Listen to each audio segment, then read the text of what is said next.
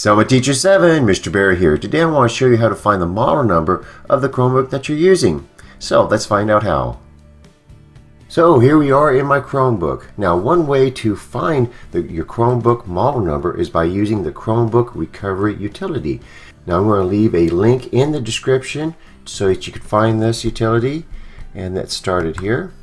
So here's the link, and once you're there you want to install the app in your Google account. Now once you've done that, you'll see a button here that says Launch App. So I'm going to launch the app, and this is what we use to actually recover an operating system on the Chromebook. If I go Get Started, and then we're going to click on where it says Use this Chromebook, so I'm going to click that, and right below this image it says the model number. And that's one way to find the model number of your Chromebook. So there you go. Now you know one way to find the model number of the Chromebook that you're using. Hey, if you like this video, please click on thumbs up, share the video, and comment down below because I love to read your comments. And subscribe to my channel if you haven't done so already. Thank you very much, and bye-bye.